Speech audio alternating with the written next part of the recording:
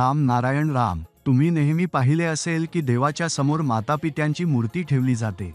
असे का केले जाते? कारण मूर्तीला काहीही खरी किंमत नसते. खरी किंमत फक्त मातापित्यांची असते. जर तुम्ही फक्त मातापित्यांची पूजा केली तरी तेच श्रेष्ठ आहे. मूर्तीच्या मागे धावू नका. मूर्ती पूजेची परंपरा सुमारे 50,000 वर्षांपूर्वी सुरू झाली. ऋषीमुनी आणि ज्ञानी लोकांनी मूर्तीची स्थापना करून हा संदेश दिला की यांना देव मानून पूजा करावी. आणि तेव्हापासून मूर्तींना देवाचा दर्जा मिळाला. पण तुम्ही स्वतःसुद्धा ईश्वराचा अंश आहात, मग माणसाने तयार केलेल्या मूर्तीला देव कसे मानता येईल? किती देव असू शकतात? आपण स्वतः देव आहोत का? मूर्ती देव आहे का? आकाश देव आहे का? की अल्लाह देव आहे? इतके देव असू शकत नाहीत. या जगात वेळ खूप मौल्यवान आहे, त्यामुळे त्याचा योग्य वापर करा.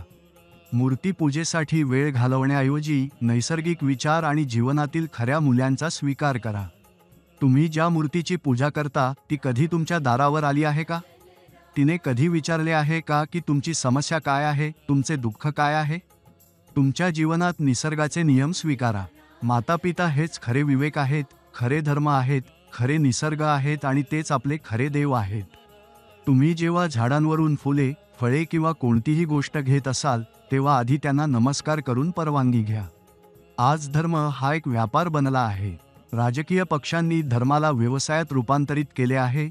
जिथे शिक्षण एक व्यापार आहे, धर्म एक व्यापार आहे आणि वैयक्तिक मालकी लादली गेली आहे. यामुळे व्यापार वाढत चालला आहे. पण ज्या दिवशी ही वैयक्तिक मालकी नष्ट होईल त्या दिवशी सर्व काही बदलेल आणि समाज सुधारेल. राम नारायण राम यांनी आधीच सर्व काही दिले आहे. कोणत्याही धार्मिक ग्रंथामध्ये ध्यान मेडिटेशन यावर विशेष प्रकाश टाकलेला नाही. निसर्गाचे ज्ञानही ग्रंथांमध्ये समाविष्ट करायला हवे, जेणेकरून लोकांना खरी शिक्षण मिळू शकेल.